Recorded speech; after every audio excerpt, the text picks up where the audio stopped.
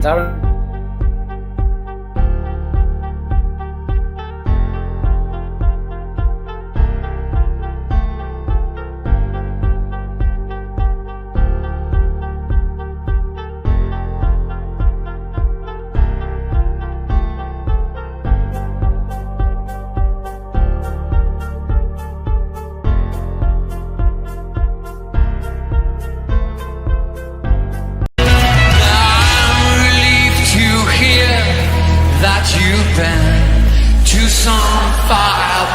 It's hard to carry on when you feel all alone.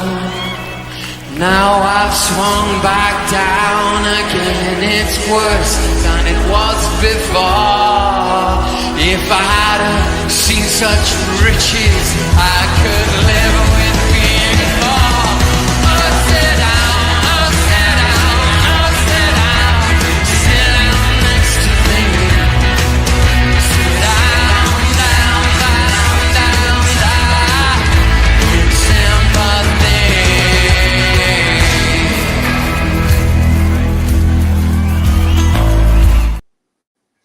Evening, everyone. And first, Merry Christmas. Merry Christmas. Oh, Merry Christmas. Everybody out there. This is just going to be a fun show. It's going to be a chat about anything. We're going to talk about football, of course, but we're going to talk about anything anybody wants to bring up that's a nice topic. What you're having to eat, what you're doing, all that, like last year. Tony, how you doing, my friend? All good, mate. Thanks for inviting me on. I'm looking forward to this one.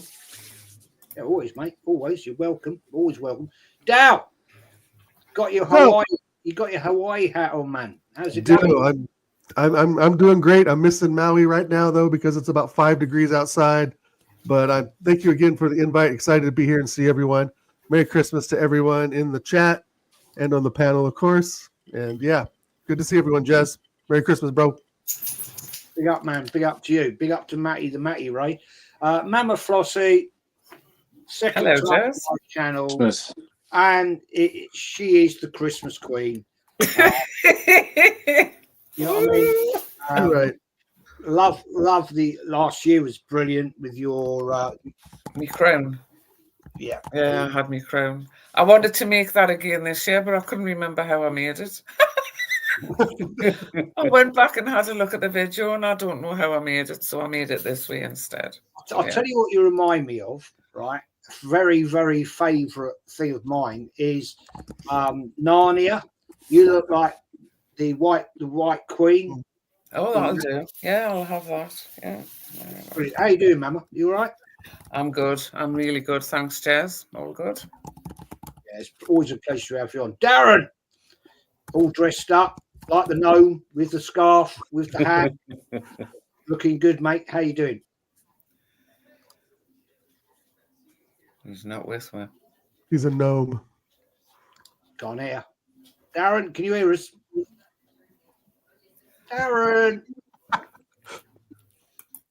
Darren, somebody in the chat help him out. Oh, here we go. Nope. No, can't hear us. Nope. Can't hear us. Bounce out, come back in, mate. Can't hear you. Can't hear you, mate. Obviously, the link up there in North London's not working well today.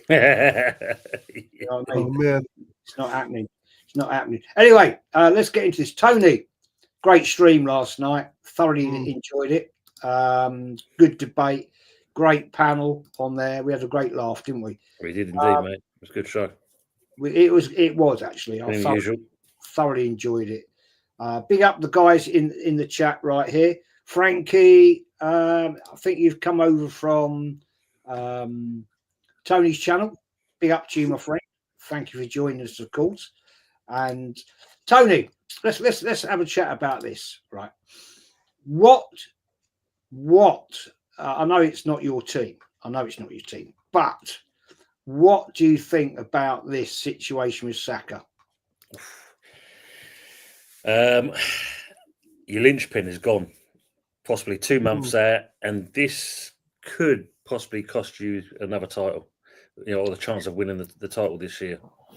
Yeah, Mama. Yeah. I think that's a major blow in the Arsenal ranks. So,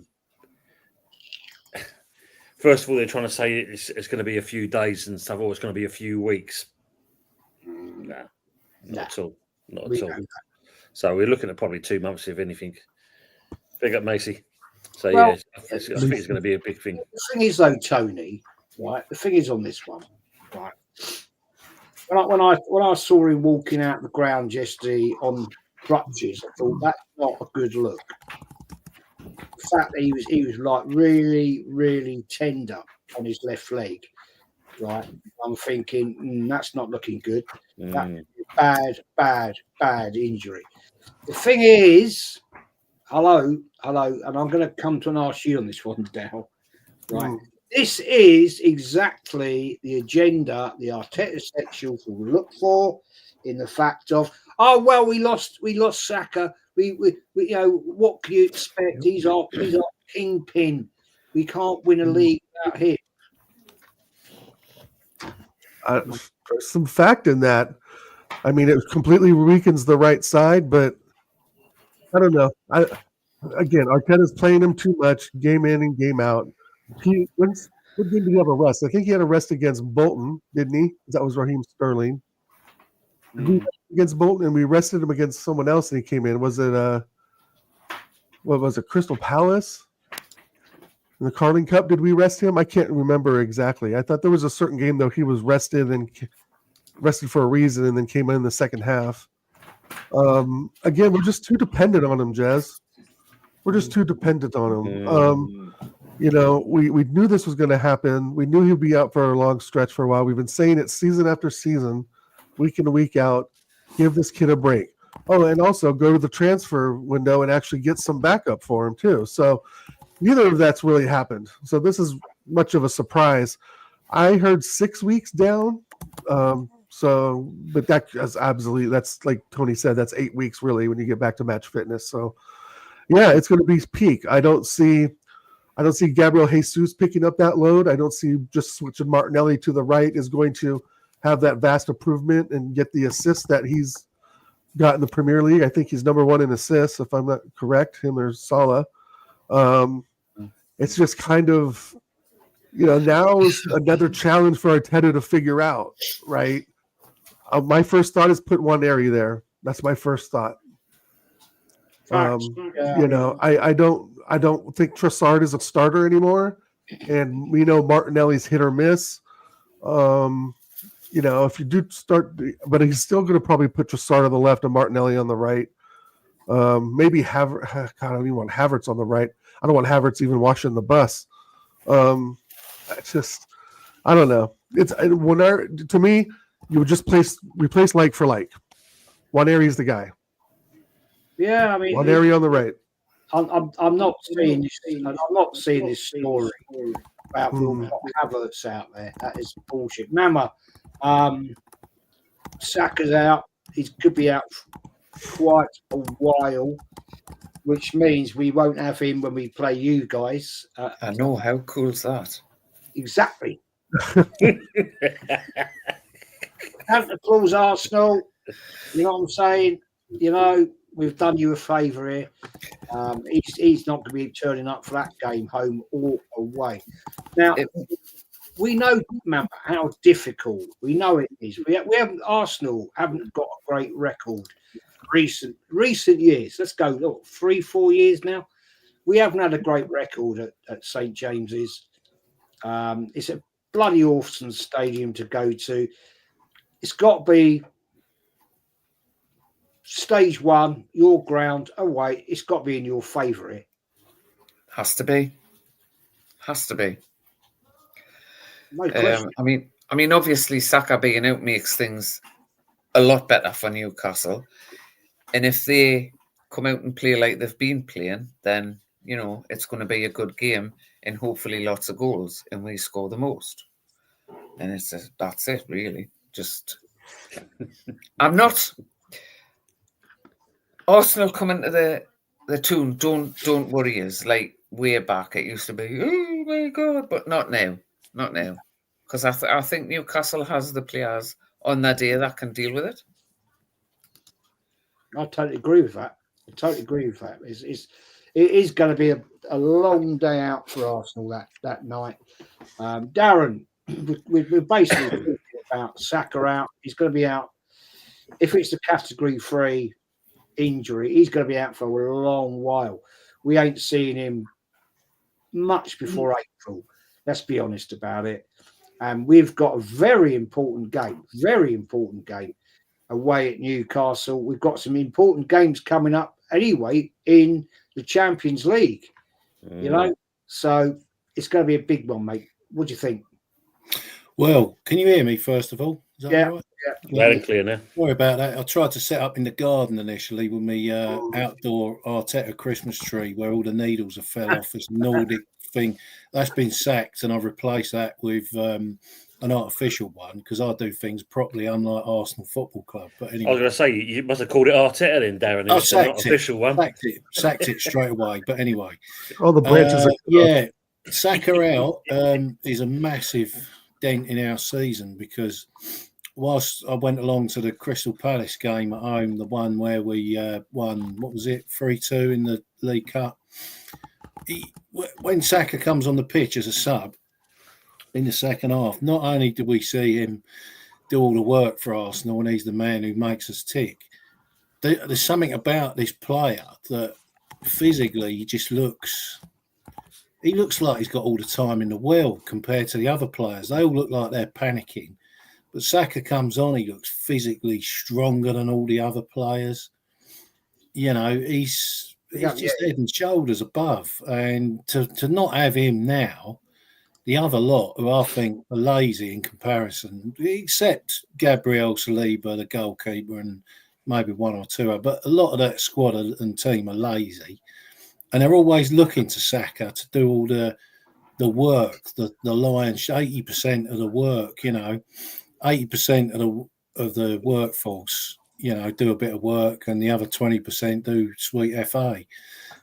You know, it's losing him is massively damaging to us, and I can only see our season being over around about February, March time.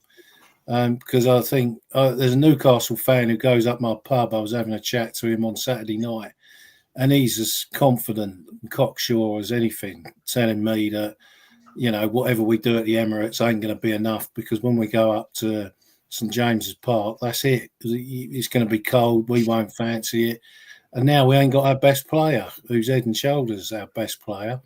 So I actually think we need a 3-goal lead. I even think 2-0 or 4-2 won't be enough against Newcastle because with our cowards, we got like Jorginho and players like that and Odegaard, we are just going to crumble up there. It's going to be too cold. They ain't going to fancy it. They'll have the same old adage excuse, we got bigger fish to fry when we ain't frying any fish whatsoever. Because we ain't winning the Champions League and we're almost out of the league anyway now, 9 points behind Liverpool almost. So, you know, that leaves the FA Cup. We're at home to Man United. Not even that's a given. So I think it's an absolute disaster for us because we rely on Saka massively. That's where most of our work comes from. Down the right-hand side, Martinelli blows very hot and cold. I don't rate the player. As things stand, a lot of that's down to Arteta making him worse. He had all the promise in the world when he was here, and then Arteta come along and things have gone the other way with him, you know. So pretty disastrous, really, Saka being out. When will he be back? Sort of, I don't know, late February, March. By then, it could all be, we could be out of everything. True. Very, very, very true.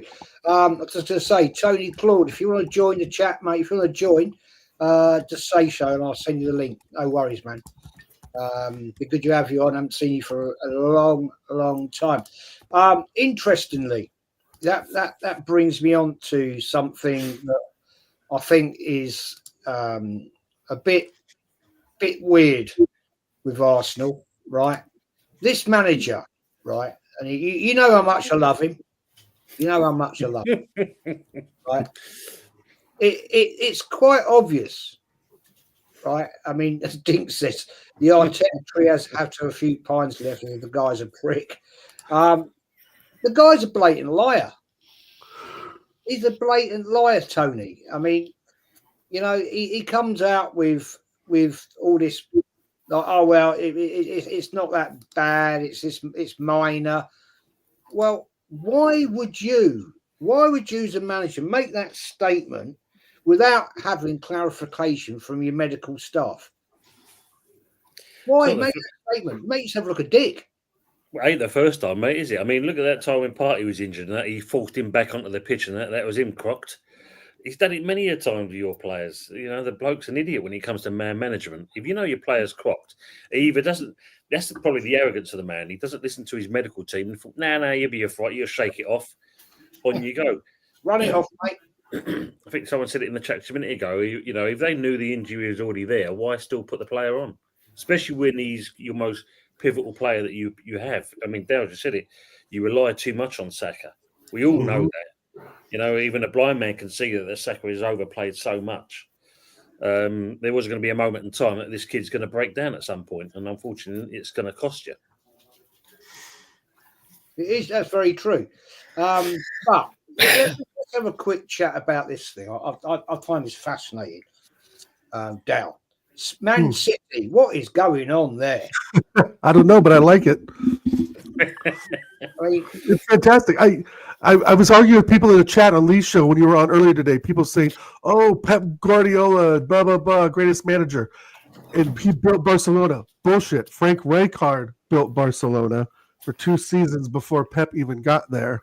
They were already winning things. Lionel Messi was about 16, 17 years old. So I look at Pep and I look at a manager that is extremely good tactically, not very good man management. You can ask all the players that he's kicked out of the club, right? They pretty much have negative things to say about him. But the guy knows football really well. Great deal. Hey, go to Crystal Palace. Go turn Everton around, Pep. You want a challenge? Go up north and turn Everton around. He'll never do that. He goes to pre-made teams. Obviously, Bayern Munich, Man City was pretty much a pre-made team. 3 or 4 players he gets in, and then of course he's got a long tenure there, so he gets more money to spend over and over. That's not a challenge to me, and I rate him tactically. Like I said, I rate him as a good manager, etc. He gets the best out of players as well. But the dark side of that coin is when the system doesn't work and the system's been found out, you have no other option but to change the system, and he refuses to do that. Right, to the detriment of his standing as the world's best, to the detriment of City being the club and literally the top club in the world. You can argue that with Madrid, but at the same time, he's paying the price for his ignorance and his arrogance right now, and I'm all for it. I really kind of just don't care for the guy overall. You know, I had some sensitivities, I guess, towards him when he lost his mother to COVID. You know, it's like, oh, okay, maybe Pep's, gonna, just do something different. I want to see him succeed at a different club. Like I wanted him at times at Arsenal, right? After the Barcelona days before Bayern Munich, I thought he would have been a great fit. But over time, it's just he can't do shit with a bad squad. He has to have superstars.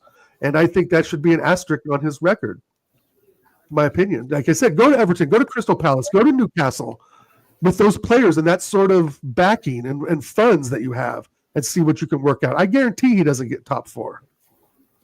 It's a very good point. Tony Claude, it's great to see you, friend. I've seen you for a long Tony. I hope you're well, my friend. Congratulations on getting married. Exactly, all that. How you doing, mate? How you doing? How you getting on? See, big Jezza. See, Jezza, man, of course. See, thanks for that. Congrats. Thank you very much. It's something that happened to me, and I mean, I'm so happy about that, man. You guys never told me that this is what it means to get married. I I don't know, Tony, because when you first came on, you weren't smiling when you first Yeah. came on. That's for sure. Give him 10 years, lads. His tune will be different. Exactly. You guys Baba. didn't tell Exactly. me. Big ups to Mama Flossie. Big ups to Gungunga. Big ups to Tony Elidors. Big ups to Jezza. See, big Jezza, man. I mean, you've just seen that our talisman has gotten injured. But I mean, just before I drop the mic and leave it up to you to talk, see, me and Darren Sullivan, of course, I do respect him. We had a little bit of a chat, yeah, on my channel on Facebook. And Darren was telling me, you know what, yeah, Tony, how about this guy from Bournemouth? I mean, I'm starting to look at this manager. I'm looking at him. And I told Darren, I said, Darren, man, he knows the basics. I mean, Jezza, he knows how to defend. He knows how to set up players. He knows how to use what he's got to, ruffle feathers a bit. Bournemouth has gotten 12 points away from top four, predominantly traditional top four sides this season. They've beaten Manchester United. They've beaten Manchester City. They've taken away points from Spurs. And they've also beaten Arsenal Football Club, who's supposed to be with a superior manager. I mean, Jezza, I think time has come when we should start thinking about getting this manager out of this place. Our talisman, Bukayo Saka, up the field very early yesterday. I hope that it's gonna, come back easy. I mean, 4 to 6 weeks. Who's gonna step up? Who's gonna step up? Jezza, I don't see any champions in this team in the bench who's ready to just even lace the shoes of Bukayo Saka. I mean, Jezza, it's not far away from memory. I mean, look at Odegaard, who went to the ground a couple of weeks ago, and we were looking for someone to come down there and do something. Jezza, nobody was ready to take up the mantle of Martin Odegaard. I mean, what are we talking down here? Trossard, stinker. Martinelli, stinker. Everyone. He doesn't even know how to include Waneri into the team. Jezza, it's a stinker. And right now, I'm just praying that Christmas comes bearing gifts for us when we meet Ipswich, on the 26th on Boxing Day. Big matchup, that one, with Bukayo Saka. Facts, man. I mean, I totally agree. Nomsky, if you want to join, mate, I've never had you on my channel before. I'd love to get you on tonight. If you want to join, just say, and I'll get you the link. But that's what Tony's just said there is absolutely facts. We don't have what we need, Darren. You know, and we you and I, Dow, with all of us here, even Mama has mentioned it. We just haven't done what we needed to get this over the line, and now here we are. Hello, talking about maybe getting Rashford alone. No. What are we doing here? Newcastle United, right? Let's put it right. Yeah, haven't invested big because of fair play and PSR, and all that bollocks. But they're running along very nicely. Yeah, and I'm not very happy that we've got to go and play them, Darren. Right, I'm not happy about it. Up there, I wanted Tottenham. I don't know about you. I mean, after we saw what happened yesterday, I'd have been more confident sitting here saying, "Yeah, we'll go up there, home and away. We'll do them." I'm not sitting here, Darren, thinking I'm confident about bloody going up Newcastle. Can you hear us? You're muted, Darren. Yeah, no, I'm not confident at all. As I said earlier, I don't see us having the bravery. And we went up there a couple of seasons ago, and Gary Neville was getting all excited about Jorginho. Apparently, Jorginho did something, and apparently, Jorginho was like Paul Scholes, according to Gary Neville. Well, I don't know what specs Neville was wearing. Neville bigs us up because he knows we ain't it. And he wants us to continue being not it. So that's why he says that we're so great under Arteta. Unfortunately, this has got absolute disaster written all over it. This, I'm not confident whatsoever, and we've got the only chance we got is if we get a big lead at home, but without the main man on the pitch, I'm struggling to see how we're going to build up any sort of lead, because Eddie Howe, I don't particularly rate Eddie Howe as a manager. I think Newcastle could do a lot better than that with the money they've got, but I think even he will outfox Arteta, because Arteta just spins everything round. It's like the lottery draw, like the numbers going in the pot, and you just don't know who's going to be playing where from one game to the next. And these players, I believe, have, without Saka in the team, sort of down tools, really. I'm not in the slightest bit confident that we can beat Newcastle. Tottenham, yeah, I was, sort of looking forward to that, but I can't. And Liverpool, well, they're on another level. Liverpool now remind me of what Man City have been for the last 6 seasons, and they're the only team in the league that actually look like the old Man City that was smashing teams, 5s and 6s.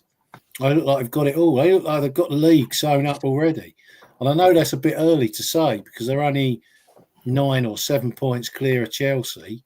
But I don't see Chelsea anywhere near Liverpool. And it'd be unfair to say Chelsea should be, because, they've had a mix of players and they've got a new manager.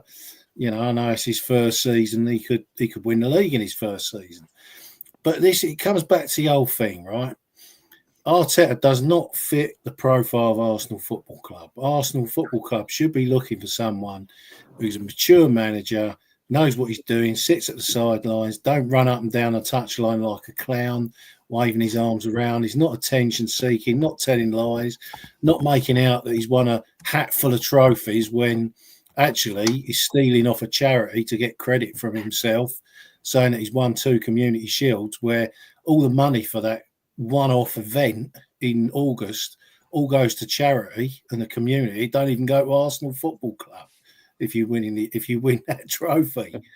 So he's like a thief who's gone into the local newsagents, got a razor blade, cut the little wire that links to the charity box and run out with it and gone, yeah, this is mine. True. Mamo, I mean, you've got to be pretty happy with Newcastle. I mean, you're not ripping up trees, right? But you're like cruising.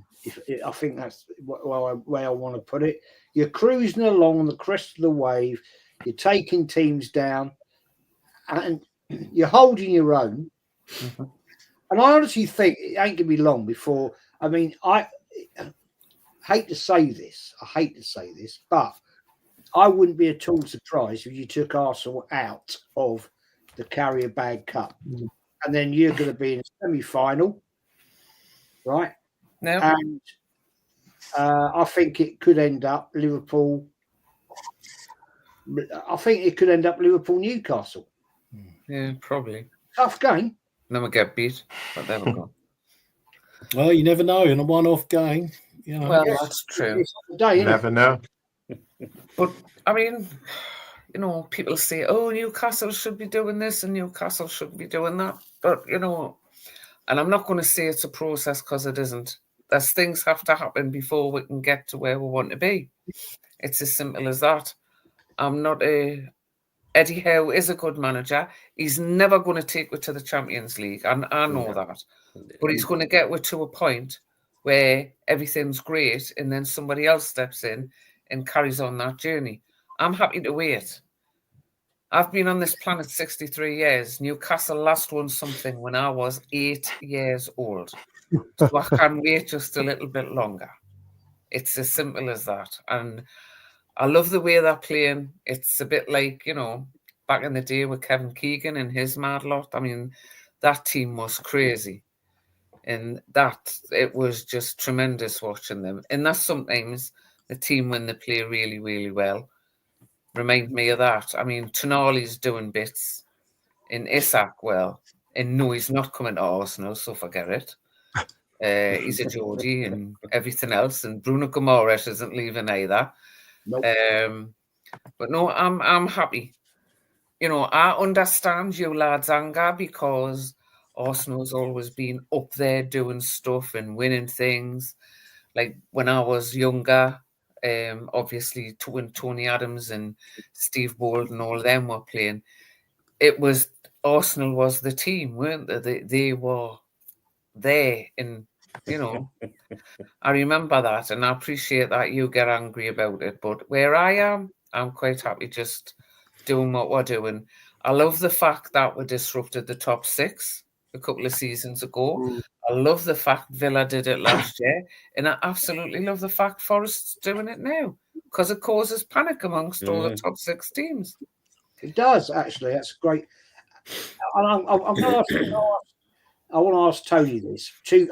Tony, this is a 2-part question for you, right? You're not happy with West Ham, with what they're doing, right? You're not happy. I mean, I know that. West Ham should be doing better. It's disjointed at the club, a bit like the Emirates. You've got the away day. You've got the tourists in there, right? That aren't the real, truthful fan of West Ham. And I know a lot of West Ham fans that aren't happy with what's going on at the club. It's got to get better, man, isn't it? It's got to get better. But when you see, this is the second part of this, mate. When you see what Nottingham Forest are doing, right?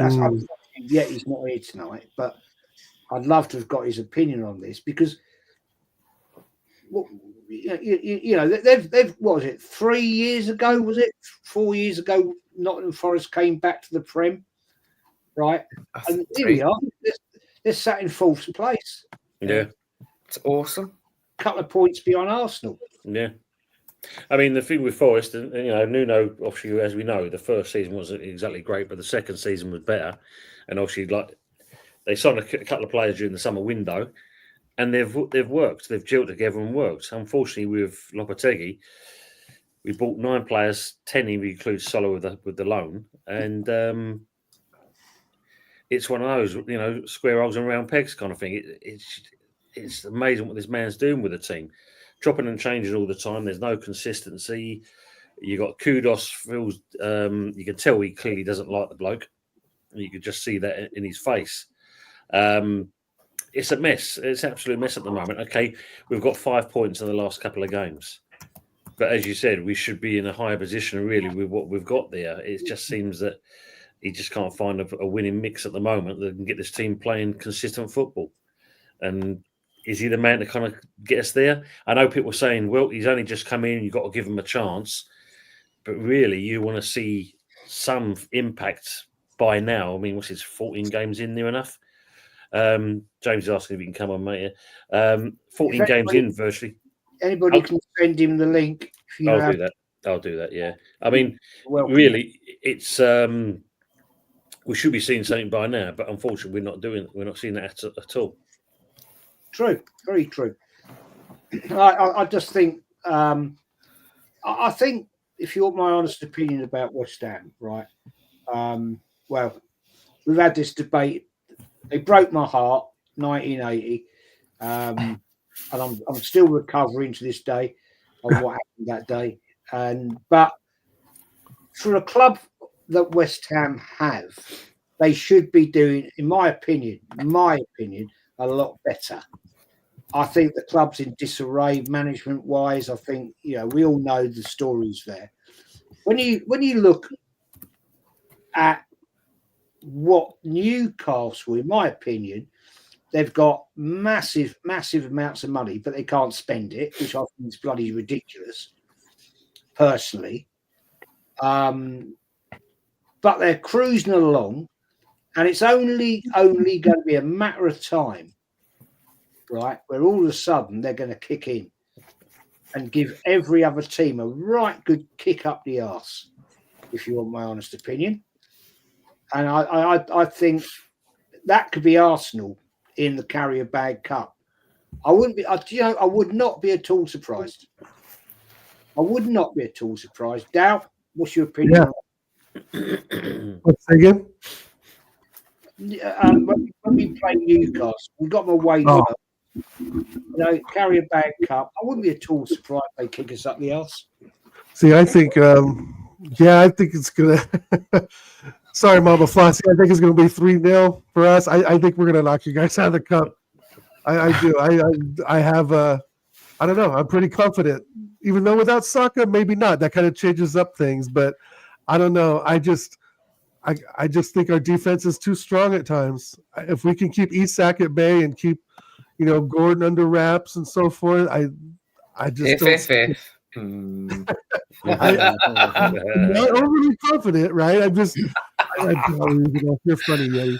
No, but I think if we're on it that day, it's going to be tough for Newcastle. It's going to be tough for that defense. It will be. The midfield's decent. You've got a great attacking 3 or 4 players. But I just think that if we are on it on our day, it's going to be extremely tough for Newcastle at the Emirates. Now, going there, that's a complete different story. But I don't think 2-0. I agree. I think with Darren said it, or you, Jez, 2-0 is not enough. 4-2. That's I don't know. That's a four goal two. I don't know about 4-2, but I think 3-0. If we can do you guys 3-0, Mama, going back to St. James Park, I think it'll be close, but I think we can just get this over the edge. I want Tottenham in the final. I want Tottenham in the final so bad. I want Tottenham in the final. I want to just get out to Deji and all those guys. I want to beat them so bad in the final in a real competition. Well, I don't care about cup, but in a final, Jez, I want them in the final, Jez. I want Tottenham in the final.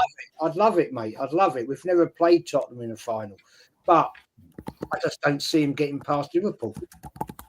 Yeah, true. That's yeah. I mean, I would take Liverpool in the final. Again, Mama Flossie, it's no offense. I just think if we're on it on our day, it's going to be very difficult for you guys to break us down, even without Saka. I mean, for me, Waneri is the right guy. Just slot him right in. And I am a little overconfident. Maybe it's the Jameson. I'm not so sure. Now we've got Tonali, and he's got the best pair of legs going. So that's all I'm going to say. Don't what are we talking about? Count Tonali. Oh no! Tonali's a top player. No, but it's the legs. It could be at the end of the day. It really could be like a 1-1 draw at the Emirates. I think both teams are so tight and want to win something so bad that all tactical, Nouns goes out the window and you just push for that dirty win. But again, if we beat you guys 3-0 at our place, I just think it's going to be difficult for you guys to get over that. I just think it'll be awesome games, both legs. Yeah, it's going to be great. The lads go out and give their all and lose, fine, as long as they play. That's all you can ask. Yeah, as long as controversial over the line out of bounds bullshit like we saw with the one game, I don't want to lose that way, right? I'd rather lose 3-2, 4-3 where we at least go out with a fight. I don't want to see the ref be the star of the show. That's the big thing for me. I mean, the question is, who is Arteta going to play at right wing instead of Saka? That's Waneri, Darren. That's a massive problem. But Dow, I was a bit shocked at that answer. I was expecting a bit of caution, while you were responding to that answer, because Newcastle present a very, very big challenge to Arsenal. I mean, they just got their talisman back, Tonali. I mean, what a goal they scored in that game against Leicester City. See, Dow, you should also know that this is also a cup game that's played in both sides. The first one we played at the Arsenal. The second one, I think, to be a return match down to Northumberland. Tonali looks good. They're getting the band together. Isak scoring on all cylinders. Bruno Guimaraes has finally found his knack for midfield battles once again. The band is back. They're looking good again. Joelinton will be back from his little suspension. Gordon looks good. See, Newcastle is a big team right now. The only thing I'm really bothered about is that in the last 3 games, which was where the win started coming in, came from very, very horrible teams. I mean, Brentford, the only time they've been good this season, it's unless they're at home. Away from home, they're totally trash. So you can't use that as a yardstick. They've played against Leicester City. Leicester City, very undesirable team right now, a team in disarray. Further down the pecking order in the league table, they're not really that good. They played against Ipswich Town, who has actually conceded 32 goals this season in 17 I understand, games. Tony, but you got to look at the last few games. We Horrible. scored 15. Now, when you face a stack of these horrible teams, and you definitely have an attack like Isaac, Gordon, who would definitely catch those defenses napping. I mean, you don't have to be buoyed by the fact that they're a team that are sound now. The only thing there is that Arsenal will face them, and we'll see what happens at the end of the day. Do I trust this manager to actually put the right players in the right positions to take Newcastle on? I doubt it, because I mean, we've seen this manager, what he did in the quarterfinals. It was up until Odegaard came out to bail us. I mean, Saka came out to bail us. This manager has completely disrespected this cup game. I don't think he would respect it now either way. I mean, just a couple of minutes ago, Darren was talking about, what he was talking about in the conference about the Community Shield. This manager literally told us, Arsenal fans, that, you know what, you have to count the Community Shield as a trophy. If this manager is counting the Community Shield as a trophy in this football club, then that shows you what you need to know. He doesn't respect his cup titles. He doesn't. He's going to go out of this cup game if he doesn't give Newcastle the respect that they deserve. So it's going to be an even one. And it should interest you. Arsenal have only got one shot on goal. I understand. In our visit to Northumberland.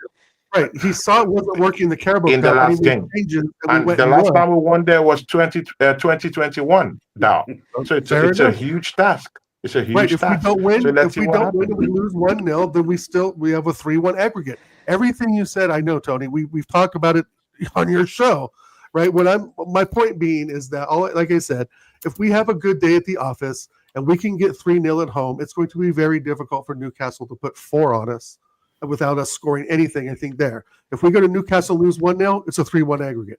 We go to Newcastle lose 2-0, it's a 3-2 aggregate. Right, Tony? So, I mean, everything you're saying is true. I'm not disagreeing with that. We're kind of in a spot right now, Osaka.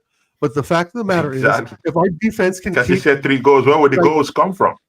well, I know, but you got to look at the numbers. We scored 15 and conceded 4. And I'm not, there's something there. We are actively scoring goals now from open play. Before, we were relying on set pieces. Now, if we were in the same sort of setting that we were with set pieces about 6 weeks ago, I'd be shitting myself. But now I feel like Jesus has stepped up a bit. I feel like even Martinelli to a point has. If the defense is solid, it's going to be difficult for them to score. That's really my only point. I'll come back to that one, mate. I'll come back to that. I'll come back to them. Absolutely. That's an interesting point you've brought up there. But E20, man, how you doing? How you doing, my friend? Good, mate. How are we doing, everyone? I see everyone's all happy about their clubs. We're just having a general round robin chat about all our teams. What's going down, what's going right, what's going wrong, and then we're just going to have a quick chat about Christmas and all that sort of shit. Now, that I'll come back to that point you just made right now, because we've seen Jesus score 5 goals, 2 games, right? What's your view on what's made him that happen? Because this is a man that has turned round, and I want to get the input here from all of you guys. Dow, have your say on it. E20, I want to get a neutral comment on this. What's happened here? His positioning, looking for the balls in the channels. I mean, we look at the goals that the assist that Odegaard give him right through the channel, right? And he's being able to actually playing at a proper 9, maybe? Playing at a proper 9 right now, and he's not running around like a headless chicken in the box. He's actually positioning himself to actually look to see where the ball is going and actually have his head up, unlike Kai Havertz, which has, either his back to the goal is too long or he just stumbles on the ball and falls over like Bambi. I mean, even like we were talking, Jez, before, even the shots that Jesus had on target and off target were that close, right? I mean, Havertz would dink him over into my backyard out here in Oregon. So I feel like the rhythm has been Odegaard with finding the channels and Jesus being able to run up the channels. And if you go back and look at some of the highlights, you can see during the Crystal Palace match when Odegaard's carrying the ball and, Jesus is looking over his shoulder, just waiting for that second in time, and it happened. And I think if we can keep that up, like I said before, if we can just keep what we're doing, have some defensive solidity, figure out other options besides pushing everything to the right, like Darren said with Saka, we can get through this. It will be tough for Newcastle. I mean, as much as I big up your club and so forth, I just think that, on the day, we're just better. And that's really what it comes down to it. I mean, I'm not saying you guys aren't a threat, but back to the Jesus, he's just, I don't know. He looks like he's in form right now. And we need to take full advantage of that. It looks to me like he's got something to prove. Maybe man, give us your opinion. What do you think? All of a sudden, Jesus has suddenly come in, right? Scores 3 goals against Palace, 2 against Palace, and is it just he scores goals against Palace? Because it's a big, interesting situation. My theory is he's either very, very fit at last, or he's got something to say. A point to prove, mate. That's what it is. And where he's been sitting on the sidelines for so long, he took his chance, and that's what he's done. Do you know what I'm saying? He's a good player, Jesus. Arsenal fans are very mixed on him, but you don't just go crap overnight. You know what I mean? He can finish. It's proved that with the 5 goals he's scored in the last 2 games. So if you feed him into the right positions, you're going to get he's going to score your goals. And that's one thing Arsenal lack. He's a goal scorer, centre forward, and they've always lacked that for a long time. So really, he's got a point to prove, and he seized the moment. Basically, I was just hearing what you were saying about Newcastle, Arsenal. What people got to understand is Newcastle ain't going to go there and play open football at the Emirates. They're going to go there, sit tight, and try and frustrate Arsenal into a 1-0 loss. If they can get them back to St James's Park with a 1-0 defeat at the Emirates, Newcastle will think that's game on all day long. So to think that you're just going to go, they're just going to turn up and you're just going to blow them out of the water, Arsenal would have to play very well. And with no Saka in the side, it's going to be a completely different side, especially on the right-hand side for them. And I just think with the Newcastle game, both them clubs need it. And when that comes round, that's a 2-legged affair. And I'm not sure Newcastle got in the FA Cup. I know Arsenal got Man United, and that's a big game for them also. So, it could swing the other way. If Arsenal don't beat Manchester United at home, then that changes the game, because then they would have to make sure that they get through that tie. If they do beat Manchester United, they might look at it and not go as heavy on the Carabao Cup. Do you know what I mean? So, and also, just to round this up, it also depends on what they do in the league. Because if Arsenal go and win the next 2-3 games in the Premier League and Liverpool start dropping points, then their mindset might turn to the Premier League and the Carabao Cup might go out the window. So, yeah, that's what I think. Yeah, that's a fair point, mate. Sure. Anthony, as always, nice hat.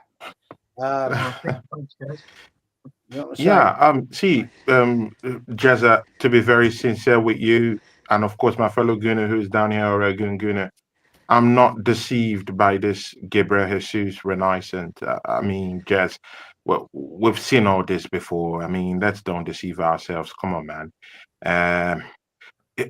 We should put into perspective that this goals that came from Gabriel Jesus has been scored against a very, very poor Crystal Palace team defensively. I mean, they've conceded more goals than they've scored this season. This season, before Arsenal came into town, they've conceded about 21 goals this season. With that 5 they conceded against Arsenal, I mean, that's about 26 goals. That's a poor team defensively. I mean, they have Chalobah, they have Lamar, and they have Hughes who's protecting the defense down there. But it doesn't really look that good, innit? I mean, defensively, they've been so shambolic. So, I mean, Gabriel Jesus scoring 5 goals in 2 games from a very, very shabbily arranged Crystal Palace team defensively, I mean, it doesn't buoy me. When the Bournemouth game comes, when the Liverpool games come, when the Tottenham game comes, or when all these big time games come up, then let's see if he can step up to the plate. As far as I'm concerned, it's playing for a move right now. Let's don't pretend as if players haven't tried to resurrect their career towards the transfer windows. I mean, it's trying to engineer a move. I mean, it's been hearing about rumors about Arsenal bringing in a striker. So definitely you should be waking up. But there's also another thing here. Has Mikel Arteta been setting this guy up positionally in the right place? That's where the problem is, because we can see that when Mikel Arteta just unleashed him in that number 9 position, without him tracking back, without that merry-go-round through the right-hand side, trying to cut into the 18-yard box, you could see he could get into certain positions that are dangerous and it could harm you. But again, this is just against a Crystal Palace team. I want to see him score this kind of goals against top opposition, against Liverpool, against Bournemouth. Then yes, I can now believe that, okay, but he's maybe got to it's start Mikel somewhere, don't Arteta he? that's shackled him just a little bit. He's got to start. Let's just say his tone quick, yeah. I was just listening to what you were just saying, and I understand it. Like it's Crystal Palace, but if Havertz has scored 5 goals in 2 games, would you have the same energy? Like, yeah, you've got to look at it that he scored 5 goals in 2 games. He's scoring goals. You've got a man in form. Like, Arsenal need someone to score goals at centre forward level consistently, and that's the missing piece for Arsenal. Do you know what I mean? He's a bottle job. He's turned around and said that he's not a striker. He don't want to take responsibility. He has said he's not a striker. And mind you, be careful how you talk about Kai Havertz, because Kai Havertz is the highest goal scorer for Arsenal this season. So they're all garbage. It's all trash dump. So it's just the best out of the trash that we can be able to use. We're feeding from scraps right now. So I'm not buying this whole act. I think it's playing Jesus for a move. is a better finisher than Havertz. Yep. Yeah. I'm not buying this. But again, does it really matter if he's a better finisher? He can't get us 20-25 goals. Jezza, you of all people knows this. That, I mean, in a Premiership team, you need 20-25 goal striker to get you over the line. Aguero, I mean, that's Van Persie. I mean, I shouldn't be naming all these names, but you know that you need that striker that should give you 20-25 goals, Jezza, in order to get ahead in this league. Gabriel Jesus is not that guy. I mean, the highest I think the biggest problem you've got to look at it, Tony. It's Tony, 14, I think the biggest problem you've got to see is this. He can't take us anywhere. With Jesus, get rid January. Tony, with Jesus, the problem is what you will looking at. And you just said it. You just mentioned it slightly there. Your biggest problem is Jesus has scored these goals against Palace. That's it. He had the number on the first game. So the second game, he knows exactly what to do against Palace. The next game's coming up. That's when you're going to really see the quality of Jesus. And unfortunately, he's going to go back to square one, and you're not going to see any goals coming from him. You must be one if you're lucky. That's the point I was making, right? It's all right taking the pants down on one team, right? We've seen we used to have that with that what's that player, bloody Chelsea player, to fascinate him. We always used to score against Arsenal. He knew how to score against Arsenal. Right now, the point is, big up Normski. Thanks for joining, my friend. Anthony, right, with your tractor, yeah. Give me. I'm going to ask you this question. I'm going to ask Normski exactly the same question on this, right? Yeah. No. I'm going to change it. I'm going to change it. Peter's come up with a good question here. Good question here. Question to the Arsenal fans. So I'm going to ask the Arsenal fans, and I'm going to do a completely different question. If Arsenal win nothing this season, should Arteta be sacked? Anthony, Tractor, go out, plough the fields, do whatever you want to do. Give me your view. Yeah, I do. I'm sorry, I'm not greedy, Jez, but it's for how long that we haven't won a trophy. 21 years to be precise. If we go out the Carrier Bag Cup, right? If we go out, yeah, and God forsake, we lose to Man United in the third round of the FA Cup, right? Just saying. It is Man United. It's always a battle. What would you make of that? Well, I think you've got to look at it, Jez. If we go out the Carabao Cup, okay, that to me, I don't really want to go out with it because we got so far. It's silverware at the end of the day. The way Man United are playing in the minute, I'm not worried about them. I'm not worried about Manchester United. They're not the teams what they used to be. And that new manager, he's got one hell of a job to do there with that team to sort that out. He's going to need longer than 2 years. But going back to the question, I want the FA Cup this season, and I want the Premier League. If Mikel Arteta can't deliver that within 5 years, he's got to be gone. And the downfall is he's got another 2.5 years remaining of his contract. Now, are we going to put up with 2.5 years of dross? Because, listen, it's only like, what? Is it like 10 days or something like that? The January transfer window opens. So there we go. And what are we going to get in that window? I said it the other night on mine and Tony's show. It's funny how Jesus has come up, start scoring now. And you're going to see a certain Kai Havertz. He's going to start scoring. This is going to affect us in the January transfer window of not getting a striker. And then what happens? Jesus and Havertz, they fade off. And then by then, the transfer window will be finished. It'll be over. And then we'll be back to square one again. This is what's going to happen at Arsenal Football Club. And it's obvious. When was the last time we had a good January transfer window? Oh, crikey, man. Well, we bought Aubameyang, I guess. There you go. That's the best one. 7 years ago. Yeah, that's the best ever January transfer window we ever had.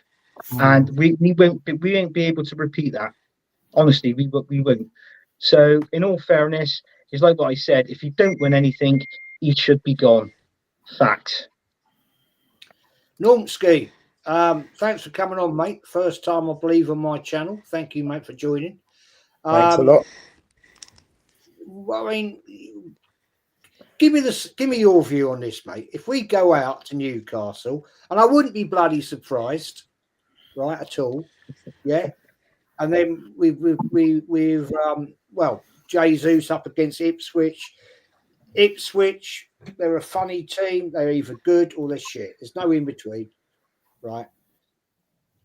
Let's hypothetically say we get a draw at the Emirates. It's a 8:15 kickoff Friday night, right? And then it's going to be a crap night. We know that. If it all goes tits up for us, mate, and we go out of the Carrier Bag and we go out of the FA Cup, what are you saying here? What we saying, Normski? Sack. Simple. Let's not try and butter it up. The problem is, first of all, let me say big up to Jez for having me on. Appreciate that, and big up to the panel as well. Really Pleasure, appreciate it. Let me say this: when you've got ex-players, I think I said this on Southern Gooner's show last week, when he's coming out with statements like Martin Keown coming out and saying we might be a couple of years away from Arteta's ultimate team. When you start talking like this, this puts this psyche into people's head, especially to those fans that are deluded.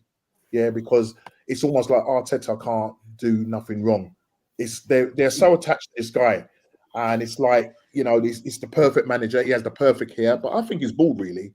I think he's really, let's just face it. I think he goes on, takes off the toupee, puts it down on the thing, goes, thank God for that. You know what I mean? But what I would say, it's not good enough. We've had 5 years of Arteta, and this process, this phase, you name it, context. Everybody was using context.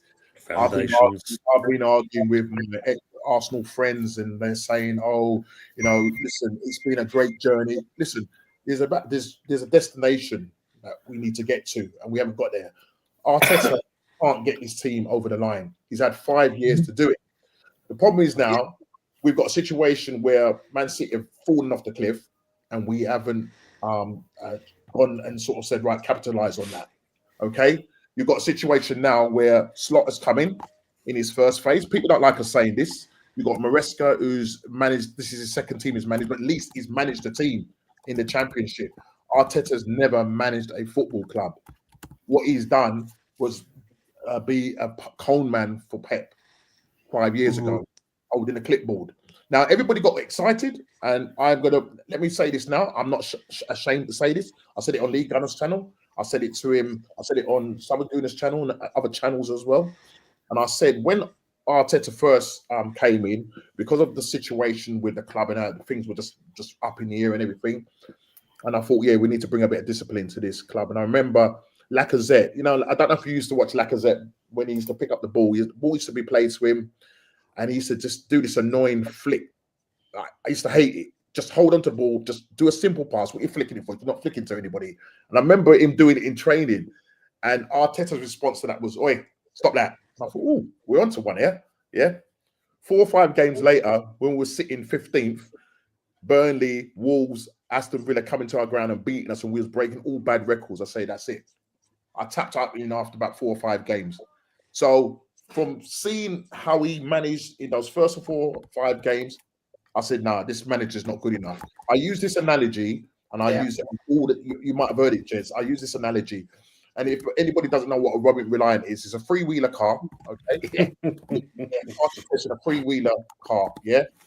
Then you go, and I say to you, Jez, you've just passed your test in a three-wheeler car now, right? I'm going to give you these keys. You see that 18-wheel juggernaut down the road?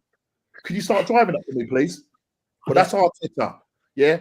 Arsenal is a massive club, and we can't be an apprentice club, somebody coming in and trying out their their profession.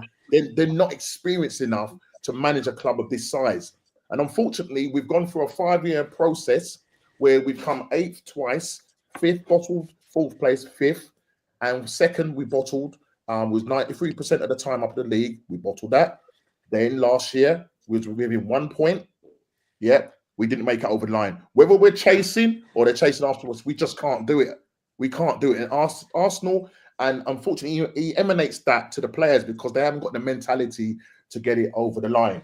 Now we're in a situation now where Man City are falling off the cliff. And as I said, we have not capitalized on it. But the joke is, and the narrative now is, when I talk to guys, our Arsenal fans, friends and that, they're saying, you know what? It's because Slot has taken over a quality team, an experienced team. And Maresca, he's had a lot of money to spend. Chelsea has spent a lot of money. So I said to her, so in the last 2 years when we was challenging, we was better than Man City. Sorry, we was better than Chelsea. We was better than Liverpool. So what happened to those 2 years when we was challenging? And no team could touch us apart from us chasing Man City down. So they like to move the goalposts when it suits them. It's just like they've got this attachment to Arteta, unfortunately. And if we, as a fan base, Arsenal fan base, the negative ones, the rats, as they like to call us, yeah, if we talk against it, we're talking against Arteta. We're not supporting Arteta, we're supporting Arsenal Football Club. That's what we are supporting. Okay? And for me, second place now, if you listen to people, second place was like when Wenger said 4th is like a trophy. Now, second place now is like a trophy. You've got people cheering second. Nobody's going to remember second place. I want to see if Arteta lifts a Carabao Cup this season. For some fans, it might not be enough in the sense that, 5-year process, 800 million spent, and all you can lift is a Carabao Cup. For some fans, that might not be enough. For some as well, actually, you know what? At least the players, because these players have not experienced winning a trophy. And even if they win the Carabao Cup, for me, it then puts a winning mentality in these guys. Yeah. But we're up against Newcastle. Yeah. We haven't got a good record against them the last couple of years away. We need to have a massive lead going into the second leg. Because I believe if we go to Newcastle, they will, as you said, I think Guna said that if they come to the Emirates, they'll probably set up a low block or mid block, and we have to try and break them down. We haven't got Saka, the golden boy, but Arteta needs to find a solution. If he's being paid £15 million a year, he needs to find a solution. Well, we need something in January, but I can't see it happening. Because anybody can tell me 5 years ago we came second. I can't remember. Can anybody remember who came second? No one cares. No one Yeah. cares who comes No second. one cares. Who cares? I think it's Liverpool, but no one cares. Exactly. I mean, I don't know. That's why they chip that right in there. Off my mind. But I don't want to. We'll go for about another 20 minutes. And I don't want to keep you all here too long. Mama, I mean, we've talked quite a lot about the Newcastle game, you know, and I think sitting here right now, being devout Arsenal, right? You've got to be sitting there thinking you're looking pretty good here right now. Isaac, you know, he ain't leaving no time soon. No, right? That ain't happening. And there's a lot of bullshit going about it. There is. Give me your honest opinion on it, because I just don't. As much as it hurts me, right? It does hurt. I think it's going to be a bad day out for us away leg first. Bad day out. Well, the transfer rumours, let's be honest, they were the same at this time last year as what they are now. Yeah. Isak's going to Arsenal, Bruno Guimaraes is going to City, and Anthony Gordon is going to Liverpool. Bruno Guimaraes and Anthony Gordon have both just signed 5-year contracts. Yeah. Bruno Guimaraes released a statement, I think it was last Thursday, about his children are Geordies. They weren't just born in England, they were born in Newcastle, and they are Geordies. The love he has for the club will stay with him to the end of his life. Even when he's not playing football, he will always wear the black and white shirt. He's going nowhere. Anthony Gordon's agent came out and said there's never been any interest shown by Liverpool for him whatsoever. There's nothing. And as for Isak leaving, Eddie Howe said it's not happening. He says, what team sells their best players in January? No team does it. It doesn't matter who you are. Unless you're Arsenal. It would be like City getting rid of Haaland in January. It's not going to happen. So, you know, all the Arsenal fans saying, oh, we're getting Isak. Well, yeah, get him. You're not. But I said earlier, Jez, I like what we're doing. It's a steady thing. We're going along doing nicely. Yes, we'll drop off and everything else. We had that season where we had all those horrific injuries and we did struggle. Europe came far too soon forward. Far too soon. We should never have been playing in Europe because it decimated the team. But I'm quite happy. I used to go to matches in fear. Manchester United, Arsenal, Chelsea. I don't anymore. I don't think the teams fear the big top 6 teams anymore, because on the day everybody is beatable, as has been proven this season.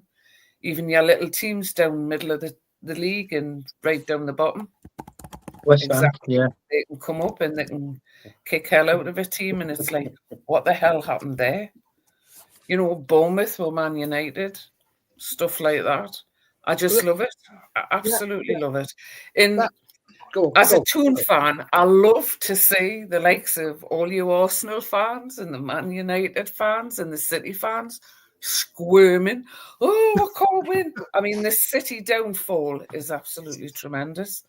It's hilarious because they don't know how to cope. They don't know what it's like to lose games and stuff like that. And I just love it. I really do. That brings me End the on. stream, Jez. End the stream. Yeah. No, that brings me on. Cut the stream, Dave. Tony, mate, West Ham, right?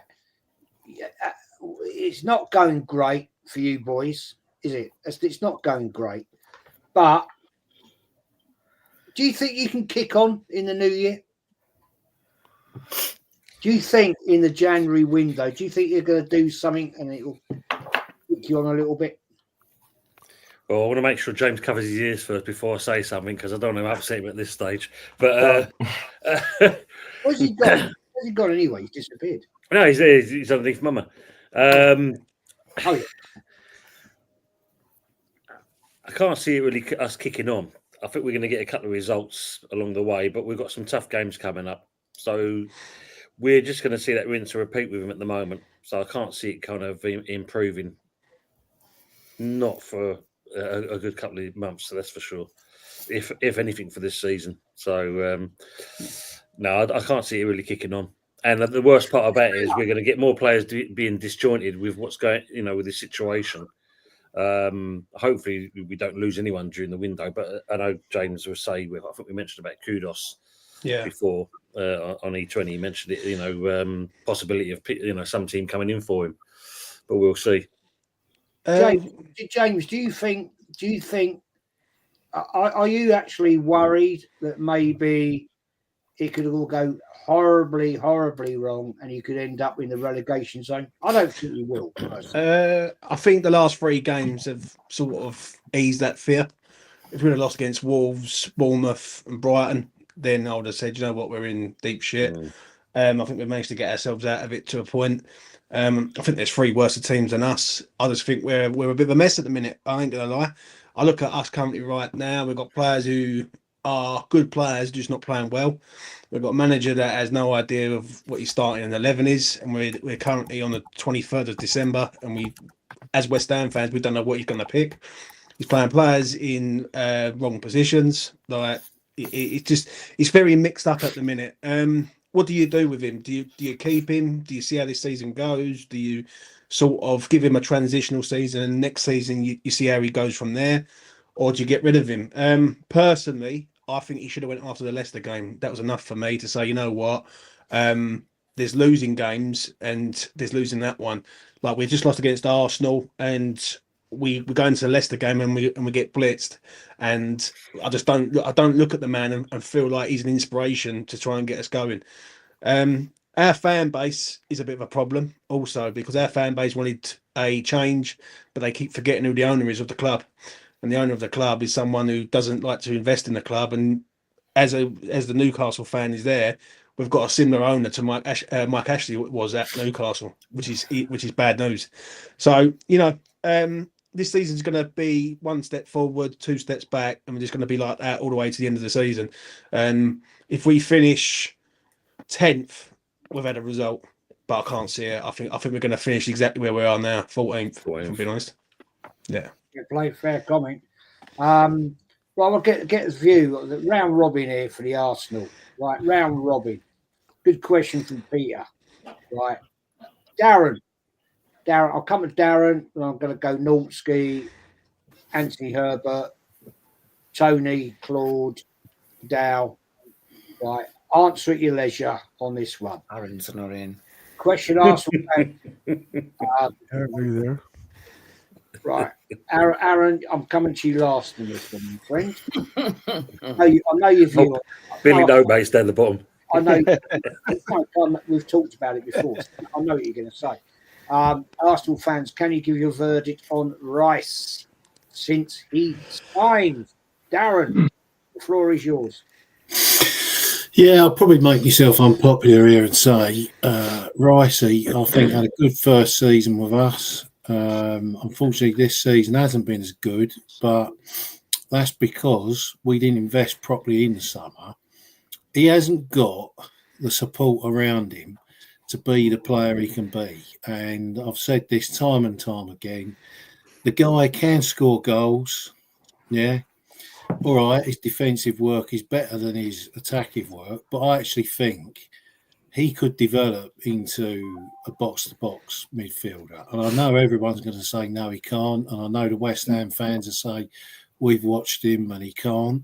But if you put two world-class midfielders or another midfielder who's world-class next to him, I think he could be box-to-box. It's because he's got liabilities like Jorginho, Odegaard, Moreno, all these wafer-thin players next to him.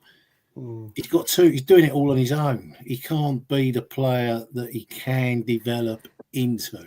Yeah, but can I just say something there to you? Yeah. Like, as a West Ham fan, me and Tone watched him for a long time. As a DM, he's one of the best in the league. Yeah. Like, as a DM, you stick him as a DM in front of Saliba and Gabriel. You've got a man there that will monitor everything around them. He can break the line. He can get forward. As a box-to-box player, and we see it at West Ham in the final season. Yeah, you're trying to make him into something. So why does he get winners at home against Man United? Why is he bailing us out last season at home against Man United, scoring winners then? Why does he score goals? If he was just a DM, he wouldn't be getting any numbers. Yeah, but if you was to put him in midfield, he can score a goal. Don't get me wrong. Don't get me wrong. He can score. He can score a goal. Goals. Yeah, but as a DM, what would you rather him be? Someone How many who's one of the goals best. did Makelele score when he was a DM for Chelsea? No, He didn't need to. He didn't need to score. He had Drogba up front. Well, that's it. That's my point. Do you know That's what I'm my saying? point. Rice scores goals. He can score goals. The thing is, as someone, what you got to look at is what is it you want? Do you want someone who's a DM in front of the back line and saying, right, he's one of the best, or would you rather convert him into something that he might not be the best at? I want for Arsenal Football Club in my machine of an engine of midfield. I want three players that go up and down, up and down, up and down, up and down. Much like what Liverpool had a few seasons ago when they had a Henderson, Fabinho, and there was another player. I can't think of who it was. But they were like machines. They were getting goals. They were up and down, up and down, up and down, up and down the pitch. Strong, physical. Rice is a machine physically. When you look at the size of the bloke, he's massive.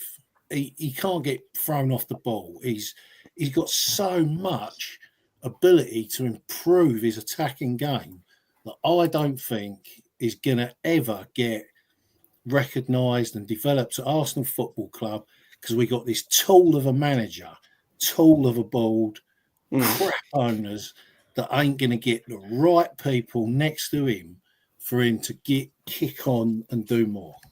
That's my opinion on Rice. Ski, what do you reckon, mate, on it? What do you reckon? Oh, he's gone. That's the end of that one. No, he's back.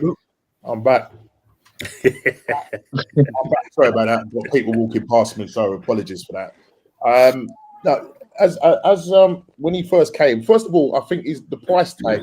That price tag is kind of weighing him down because I don't really think he's a £105 million player. To be honest, I just think is that game that they played where who's going to get him? Is it going to be Man City and whatever? And then in the end, Arsenal get it. So he's this big time player. He's a good player. He's not a world class player. I think he's a very, very good player. I think Arteta has brought this on because when he brought him there, because we didn't have somebody to replace Granit Xhaka. So we didn't know whether he's going to be playing as an 8. We know he does very well as a 6. He, as you said, he breaks up play fantastic. I mean, when he came on in that second half against who we just played the other day, you could see the total difference he made. You know what I mean? We got the control back of the game. And for me, I think he'd be best as a 6. But sometimes he's quite good going forward with the ball. When he picks up the ball, he makes those marauding runs. He's not technically good, on the ball or whatever that, but he does, if he just does his job, and I think a better manager can coach this guy to be a better player. Maybe he could turn into a box-to-box because he has got some lungs on him, I'm not going to lie. And a lot of the times, he's doing a lot of work for the other midfielders in Jorginho and Moreno because those guys haven't got no legs. You know what I mean? And if you look, every time he comes off the pitch, he's literally blowing. You know what I mean? He's carrying an injury and he's blowing hard because he's doing a lot of running. For me, he's a good player. And yeah, we need 2 other players around him. Partey, listen, he's injury prone, but he's had a decent season so far. Jorginho just comes in. He's just a backup player. He looks like he's going to go next season. But Moreno, I don't know what Moreno does, to be honest. I don't know if he's an 8. I don't know if he's a 6, because sometimes he plays in a 10. I'd like to know. I haven't got a clue. But I think we need better midfielders around Declan. If he sits in front of that backs, the back 4 or back 3, whatever it is, and then you've got a decent midfielder. I was hoping that we could get Zubimendi in this season. Obviously, that didn't happen. So yeah, he's a decent player, and I'm pleased that we got him. But he does a lot of work for that midfield, and that's why sometimes he comes off blowing, and then when he played in the Euros, he didn't have much rest. So you could see at the start of the season, even himself admitted that he hasn't lived up to the form he has. Now that he's had the rest and he's back, hopefully his toe is okay and everything, and scored a decent goal at the weekend. So yeah, pleased with him. Fair play. Anthony Tractor, that's your new name. I can't call you Combine, it's the wrong time of year. What do you reckon, Declan Rice, mate? What do you reckon? I reckon he's a good player. I'm glad we got him. I understand what Normsky said, a little bit on the amount of money, the price we got him for, because obviously you're welcome, by the way, on that one. Used to. Yeah, you're very welcome. Yeah, I'm using it, but I'll be honest with you, I prefer him as a number 6. But I get Darren's way of he does go forward. But then again, we're playing the 4-3-3 here. I want to see Declan Rice playing a 4-2-3-1 formation. Alongside Thomas Partey. That's what we was crying out for all along. And we haven't really got that, not within that 3. But when you've got that 2, you've got that double pivot. So when one's got the ball and they can go up and make a pass or whatever, the one sits back. So do you know what I mean? You can have a bit more teamwork, a bit more, in that spine. Because that's the important thing of the team, is the spine. You've got your spine right, and then everything else around it just falls round. So I like Declan Rice. I rate him. But I want to see him in a 4-2-3-1 formation, not 4-3-3. No, that's a good comment, actually. Anthony, mate. Anthony, give me your breakdown on Declan Rice. I mean, I personally, I think he's great. I'll be honest. Yeah. I think he's had a tough time. But at CDM, we talked about this last night on Tony's show. I think he's a great player, mate. That's my opinion. Which Anthony? Is it Ellie Dawes or my Anthony? You yourself. Okay, me. Okay. Yeah, thanks, Jez. Yeah, see, man, Jez, I hear you when you said you rate Rice. But again, I would like to defer from my other brother there. He said Declan Rice isn't a technical kind of player. I think he's a technical kind of player. I mean, I really do think he is. I'll lean more towards what Darren said. I really do think he's a box to box kind of midfielder. He has that in his wheelhouse. I mean, at the start of last season, we saw this guy bump forward, in a rush. Yeah, I mean, got into advanced positions. Definitely had the technical ability to take corner kicks. I mean, look at his sheer size. I mean, he's a unit when he's in the middle of that pitch. But again, most of the times, I've seen when we've used him as a number 6, I've seen him completely being turned over in the middle of the park, and that's because Arsenal haven't done, due diligence in terms of recruitment. And even if we don't even have that as a problem when Thomas Partey, who is actually one of our best midfielders, is being used with him, we get some certain kind of balance. But then this bozo of a manager hacks Thomas Partey away and puts him down there at right back position. The imbalance, he has had to play with lots of trash all around him. There is no balance in the team, Jez, and that's a bigger problem because to several players in this team, how many of them have you seen that has actually improved? None. Personally, under this manager. I mean, they're only a handful. So why should we actually even attach any importance to Declan Rice even improving as a player? I mean, he's the best out of the bunch that has even had any iota of playing quite well in this team. So I think under blessed manager. This guy would be a box-to-box kind of midfielder. He has the sheer ability of bumping forward, getting to advanced positions, even in scoring goals. I mean, look at that winner he scored against Manchester United. Don't tell me that kind of guy can get into advanced positions and try to get some goals and help us out down there. I do rate him as a player. I think he was a little bit, his price was a little bit overbloated, with that skirmish with Manchester City. But at the end of the day, I really do rate him. I think he's a great player, but I want to see him in that box-to-box role. But again, we need the recruitment right. We need Thomas Partey to stay in midfield. Let him have a couple of 6-5 games together with this guy and bring in another henchman who would protect our back four and at least allow Declan Rice to bump forward. Even if you don't want to do that, get a player who would just sit back in number 6 and allow Declan Rice just interchange with this player. Same thing he was doing with Declan Rice early last season. But we've not seen that completely. There's in a breakdown of balance in this team, and it's not good enough. With the right players around him, solid qualified players that are down there to play football, we would see the best out of Declan Rice.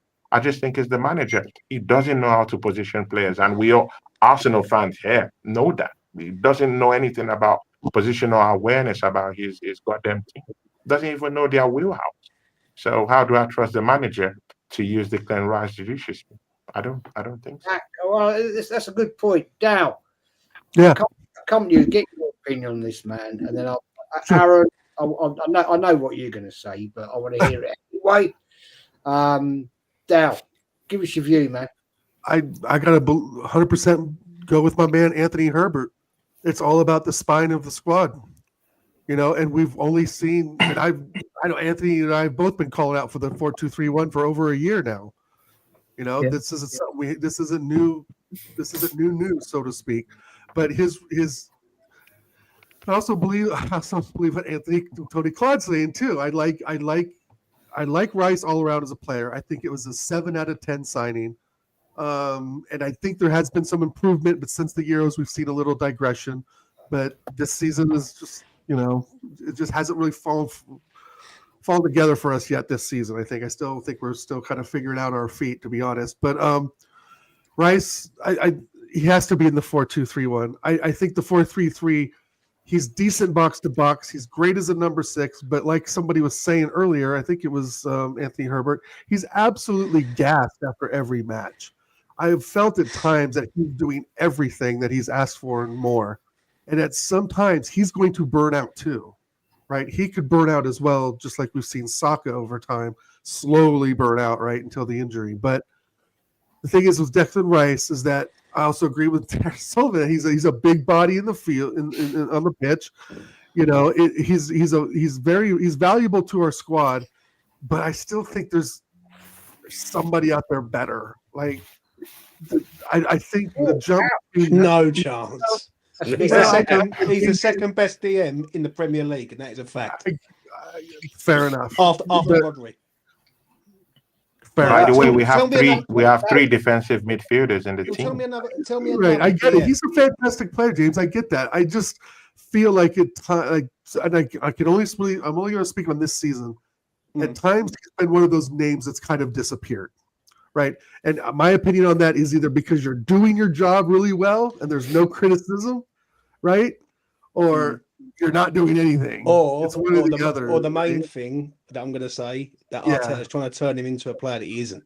Mm-hmm. Which could be the other thing. The only thing I'm going to say is that I hear what you're saying about him being box to box, because he was trying to do that at West Ham on the final season before he moved to Arsenal. I get that, but as a DM, man, he's the second best DM behind Rodri, 100%. You stick him in a DM role, and you said, right, Deck, you get the ball, you spray the passes, you carry the ball out.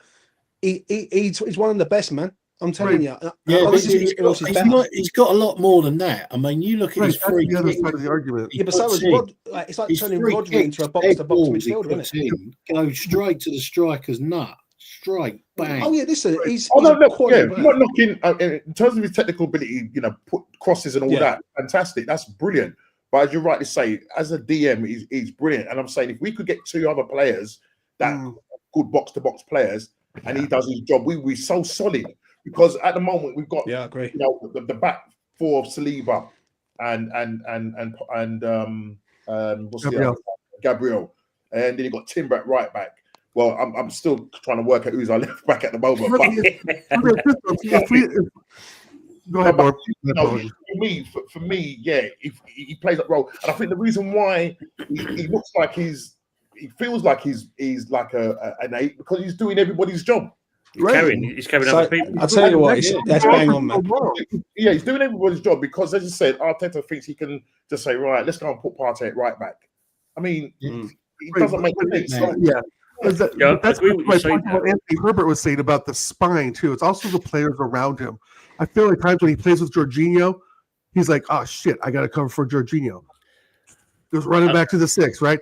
Oh shit, I got to cover for Moreno. So he goes and runs to the left side, right? And that's what we don't want, though, Norm. Right? We don't want him to be the coverage. We want him to be the 8 or the 6, not both, because this will gas him out. And that's what I've said. He looks absolutely dead after some of these big matches. You know, it's glorious when he scores against Man United in the 89th minute, but then, you know, he doesn't have that energy to keep up. Don't forget replacement, Mr. Odegaard, who he's carrying as well. The same way Saka is in some instances, right? He's very reliable. I get that. Yeah. But I just want to get the most bang for my buck, guys. And if that's him as an 8, putting in some goals, putting in some assists, I'll take it. If that's him as a 6, I'll take that too. He's very versatile. And I know I'm going to get, like I said before, but there is slightly better players out there. Well, maybe James, right? I get what you're saying too. What I'm saying is those better players need to be integrated with them. I think if Rice at this point in the season, if Rice was to get injured instead of Saka, then what, right? I don't think we're as much of a buying. Listen, don't get me wrong. I understand what you're saying. What the gentleman just said down there is absolutely spot on.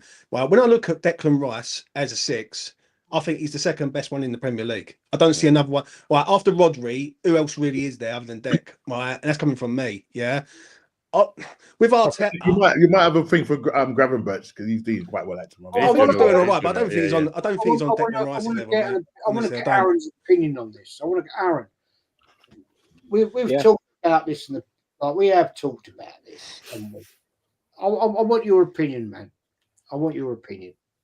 Yeah, cool. Well, yeah. I mean, first off, like I can see what Darren and Tony Claude are saying. You know, yes, Declan Rice has proved, you know, that he can sort of be that power sort of house bombing through a sort of midfield. You know, he scored a couple of goals. There's not loads of goals of note, but he scored a couple of goals. But we're sort of talking. When you look at his Arsenal career, when you look at his West Ham career, he's not really done that on a consistent level like you'd expect a number 8 to do. In the chat, mate. Your dad's in the chat. Yeah, I see. Yeah. Love him. Big up, Dad. But yeah, so as far as I'm concerned, he's showed nowhere near enough to suggest to me that he is a top left 8 at Arsenal. I'll take what the boys are saying on board, but unfortunately, it's not good enough for me. James, big up. I actually agree with everything you just said. I hope the head's doing well. You was drinking whiskey from a pint glass last night. So I was hardcore last night. Yeah. So hopefully that nut ain't too bad. But yeah, listen, I totally agree. He isn't the best central defensive midfielder. He's the second to Rodri. So when I'm sort of looking at Arsenal, why did Arsenal sign him? To get a world-class central defensive midfielder, which he can be, maybe not yet, but he's the second best in the league. When they looked at Declan Rice, did they go, shit, we need a world-class number 8, and then looked at Declan Rice? No, they didn't. He's not even the top 10 of the left 8s in the Premier League, not even anywhere near it. So if Arsenal actually signed Declan Rice to be a world-class top 10 left 8, then they've absolutely had a stinker because he ain't. Now let's look at the proof as to why. One, because West Ham fans are sitting here telling you for the years that he was there, he only got played there sparingly in his last season at West Ham, and none of them are screaming and shouting about it. Now let's also look at what he done in his first season at Arsenal. Thomas Partey was injured for the vast majority of the season. So where did we play him when he first came in and signed? As a number 6. What was he getting? Man after match after man after man after man after match. You know, man of the match. Reeling them off for absolute fun. Absolute fun. So it's just mad to me that like he's all of a sudden now a left 8 who's absolutely never proved it at 25 years old at the two clubs that he's been at in the Premier League. He isn't a left eight. You know, we've shown glimpses of what he can do, but on a consistent basis. As a left eight, would he get into Real Madrid squad? Would he get into any of the top 6 team? And he wouldn't, because he's not bloody left eight. You know, he can do a job there. Yes, he can. It not Declan Rice is what it is. And let me sort of elaborate on that further. So I mean, I made this point as well on Tony's channel last night. Declan Rice screams of a player, and he did, that played centre back for the vast majority of his young sort of career. Because when I watched Arsenal first, I played centre back a lot, obviously at not his age, but I always read the game sort of similar. Mate, Declan Rice always comes back and gets into them positions defensively and always wins them balls when there's a cross coming. His natural instinct is to be a central defensive midfielder and come into them centre-back roles. And that's why we saw him at the start of his Arsenal career mop everything up and win them balls. Every time they was coming into the box, especially in the penalty area, Declan Rice was there in that first season. Declan Rice was there in that first season, time and time again. Why is he not being good this season? There could be a matter of fact, you know, maybe he had that weird little Southgate England hangover. But Arteta, and I agree with James, and what he's saying is he's trying to make him something, in my opinion, that he's not. Now, could that coincide? Is that the sole reason? Is it the only reason that Declan Rice hasn't been up to scratch? I don't know. But he's been bloody playing out of position, and he's not been as good as he was last season. Aaron, I could guarantee it. If Arteta got sacked tomorrow and a new manager come in, he wouldn't be playing 8. Absolutely not. Yeah. And I made this straight in front of absolutely. And I made this point as well to agree with sort of what Anthony was saying. I made this point yesterday, and I agree with the formation thing. Yes, do you know what? If we put him in that 4-2-3-1, that would actually unlock him, because Thomas Partey and him could play then together. But we've moved away from that position. Sadly, him and Thomas Partey will never play together in a midfield, because Thomas Partey, if Arsenal want to play that receiving the ball from back to goal and then wriggle out a thing and play it forward, Declan Rice ain't got that in his locker. He may have it sometimes, but he ain't got it anywhere near as Thomas Partey has. Do you know what I mean? Pick one or the other if you're going to play a 4-3-3, because they cannot live in the same system. Declan Rice will never bomb through and score you. If you're talking about box-to-box midfielders, let's talk about the last really good box-to-box midfielder that Arsenal had. His name was Aaron Ramsey. He scored double figures in goals and double figures in assists when he was absolutely fit. Is Declan Rice doing that for Arsenal? No. No, because he ain't got the people around him, Aaron. Neither did Ramsey. Let's not. Jorginho who did Ramsey have around him? He already had well beaters around him. Do you know what I mean? You had more of a structured team then. That's the difference. You had a more of a structured team. We've got a solid team now. Really? Wow. The problem is with Anthony and Dow, they want a spine, but unfortunately at the moment your spine is Quasimodo. Oh, absolutely. You need to go to the chiropractor. It's a Quasimodo when it's 4-3-3. What winning team? Answer this question. What winning team would recruit Declan Rice as a left eight in their midfield and say, yeah, we've got the best left eight midfielder? It just wouldn't. None. Everyone knows exactly. Inter Milan because they got Barella. Apparently, that's it. Guys. But that box-to-box left eight, because our central defensive midfielder isn't a box-to-box midfielder. He's a central defensive midfielder, and that's where we're playing Partey. For me and James's benefit in that, thanks for taking Rice. That the debate's been great, on this and that. Cheers. No refunds, lads. Oh, Tony, don't act as if you weren't hurt when he left. Not at all, Tony. The heart Tony, don't act as if you weren't hurt when he left. Come on, man. I've got 105 million reasons to tell you, Tony, why not. As simple as that. Right, I'm going to wrap it up, guys. I think we've done the Rice thing to death. To be fair, Tony, mate. First of all, have a happy Christmas. I know you're working, which is a bummer. Please shout your channel out, where we can find you, what's coming up, my friend. So Solid Doors Football TV. So look at the calendar. I should be coming back on the 5th. With the Sunday night takeaway, and then obviously back on for Wednesday on the 8th for the Good, the Bad, and the Ugly show with Anthony and Hot Fuzz, and everything else from that point onwards. So thank you very much for inviting me on, Jez, and to all the people in the chat, thanks for hanging around with us, and the people on the panel. Have a really wonderful Merry Christmas, and hopefully a Happy New Year for all of you as well. Let's hope they kick on, man. Let's hope they kick on. Mama Flossie, as always, my top moderator, is the queen of my mods. Mama, I hope you have a great Christmas. Of course, with your family. You've got your own channel. Please shout out where we can find you. Oh God, I don't even know what it's called. Mama Flossie and some numbers. I've got no clue. It's just about dogs. It's nothing special. No football, nothing like that. No, It's called Mama Flossie 90210 after Beverly Hills, wasn't it? Is it? Yeah. Mama Flossie. You know more than me. There you go. I don't even know. He's your biggest fan, Mama. Oh well, yeah. Anybody who Yeah. loves anybody who loves dogs should enjoy it, because that's all it is. It's just all the dogs I look after and so many rescue dogs. He's a farmer. He's a farmer. Yeah. I'm going to send a picture to Mama of my dog's toy. I've already told her. No, I don't want that.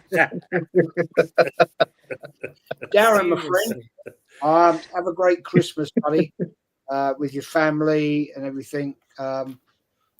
You're on Insta. Yeah. And where Darren else? Sullivan 49 at Insta. Happy Christmas, everyone. Love this stream today.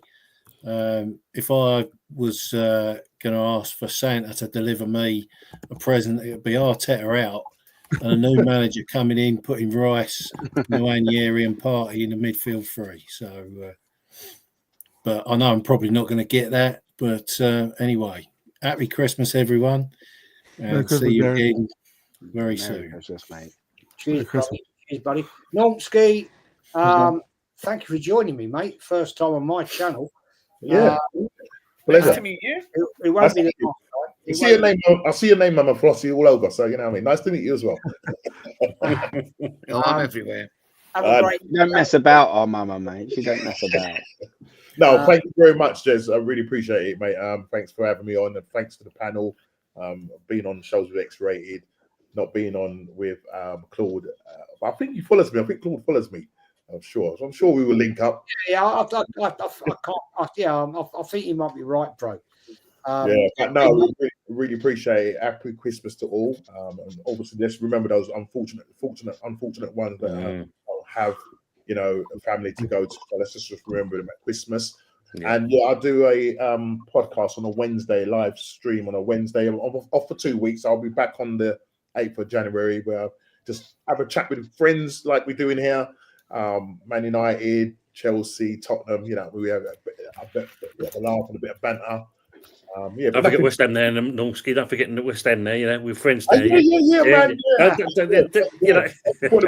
Yeah. What's up to you? Your channel as well. So big up. It's important that we help each other out in this season of festive season. And let's hope that we can win something, Arsenal fans. Let's hope. Let's hope so. Anthony, mate. I hope you got your tractor filled up with red diesel, obviously, for your cheap. Have a great Christmas, my friend. And what you got coming? Where are you going? What are you joining? What channel are you going on?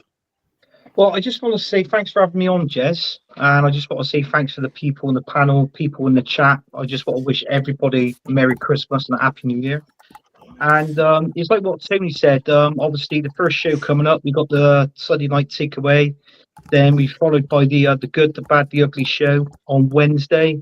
And then on Thursday, I think that's the 9th, I'm on with Lee, Football Dad's Army, just talking about all things Arsenal and just having a laugh and a crack.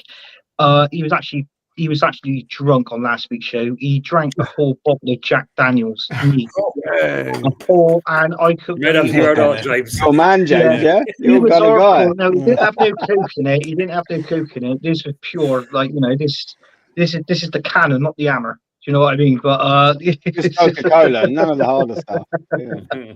But yeah, that's where you can find me, Jez. And like I said, everybody have a smashing Christmas, yeah.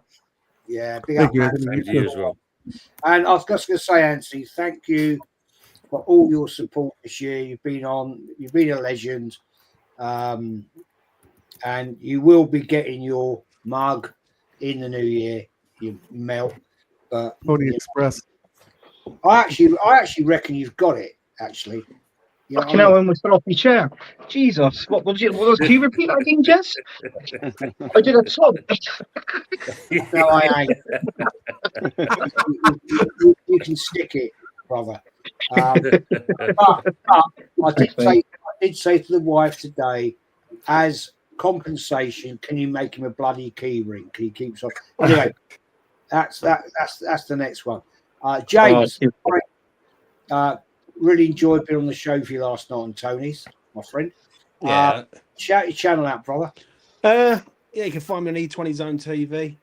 West Ham suffering currently right now. So if you want some light entertainment and some smiles, just come over there, subscribe. You know, I want to wish all you people a very Merry Christmas, safe health and good health for 2025. Because you just got to life's a bit too short, and we got to appreciate every day, mate. Do you know what I mean? So appreciate coming on as always, and keep doing what you're doing. Do you know what I mean? Like that's what it's all about. We all help each other, and we all try and get up that mountain. Do you know what I'm saying? So really appreciate it. Cheers, man. Always welcome. You're always welcome. Tony Claude, big year for you. Qualified as a referee. I you can kick out VAR. Is that what Tony called it VAR. Tony Claude in, isn't it? Yeah. Big Jezza. Thank you. Go on, man. Jezza, thank you very much. Of course, you do know how I take you, Jezza. Thanks very much for this year. This year has been a great year, both for you two, Tony also, Anthony also, with the joint show you have with Tony down there, doing lots, on his channel. Big ups to Oregon Gunner. We have something going on, and of course, big ups to you, Mama Flossie. I mean, every one of us, including Jezza, we know your worth to this community. Thank you very, very much for all that you do. You might think that people don't, appreciate it enough, but we do appreciate it enough. Thank you for all you did for us this year. God bless you. Yeah. I want to wish everyone down here, Jezza, Anthony, my good friends, and both the ones I just met here, big up to all of you here. And, I wish you guys a very, very Merry Christmas. And of course, to the ones who I'm just knowing today, we can always work together also. I run a channel called Tony Cloud Gunner TV. I'm a guy of opinions. I always like sampling opinions myself. So to be a very, very good idea if you guys can drop in there one day and, add me up on the socials with the same name on Instagram, Twitter, anywhere, and let's do some stuff. I'll be doing a watch along on Wednesday, Boxing Day. Arsenal versus Ipswich. That's a very, very big match. Many people are going to underrate that team right now, but without Bukayo Saka, I wonder what's going to happen. So that's a very important one. I'll be doing that one. As Jezza rightfully said, this year has been a very, very great year for me. I became a referee this year. I've been promoted even to I started from the bottom, and right now I'm in the 4th division, and that was a tremendous growth in that one. I do that as a side job. I'm an educationist, I'm a teacher, but apart from that, I also got married too. So, thank you everyone in this community Good for you, for supporting me and everything like that. God bless you all. And please, guys, smash up the likes of this show, yeah? Smash the likes up and show us more love, yeah? Subscribe to everyone who came down here. Big ups to everyone. Merry Christmas. Yeah, but Tony Cloud. Big up to you. Congratulations. You've had a great year. I know what it's like to have to progress in the referee world. So respect. I've got a lot of respect for you for doing that, and respect for getting married. Come and talk to me in 10 years about being married. Yeah. 2.5. I'll have been married 40 years next year, so we can compare notes. Jez, were you on that comedy sketch when all the players on the pitch was chasing after you? They didn't like your decision. Is that true? True. Oh. It sounds like a Benny Hill sketch. That. Love video. Yeah. The only trouble is, it wasn't any lovely ladies in short skirts and stockings. It was all blokes, which was a bit of a worry. Aaron, mate, Aaron. Yeah. You started your channel this year, and it's blossoming beautifully, mate. I hope you and your family and your kids have a great Christmas. At least you did get all the mugs that I did send you. I don't know. I got all 3 of them and a couple of key rings, Anthony. I don't know what's going on with the postal service up there in Countryland. What's going on, He's got them. He's just trying to scam Jez for more cups so he can flog them at the market on his. That's what it is. Aaron, the Pony Express isn't running anymore, mate. You sent me the wrong mug. I did it on the Sunday night takeaway show. Do you remember, Tom? Yeah, I remember that. I know what you're on about. That little, yeah. I mean, I actually got my mug before Anthony's got his. I won that in one of the West Ham channels. I got that before he's got it. It's all carrier pigeon up in that sort of a neck of the woods, isn't it? Do you know what I mean? So it might the pigeon might have dropped it. I don't know. You never know. Channel out, mate. Channel out. Yeah. So I'm obviously Arsenal X-rated TV. Actually, there's the reason why I'm so late is I've just come off a stream with my West Ham dad. A couple of the gentlemen in the panel here were in the chat. We had a good old little laugh, didn't we? At our expense, at each other's expense, West Ham's expense. It was a fantastic little stream. Yeah, that's where you can find me. And the same as on Instagram at Arsenal X-rated TV. And this opportunity, for the people I haven't been on stream with, have a lovely Christmas for everyone else. There's a great point about Mama Flossie. Yeah, absolutely, absolute darling of a woman. Thank you very much, for everything. And same with Jez, particularly Tony. You know what I mean? You've helped me out.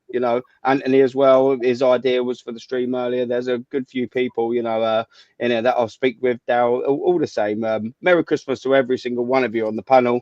I'm sure I'll do something with you in the future. Do you know what I mean? I'm looking forward to it. Talking about football, talking about Arsenal, West Ham, whatever.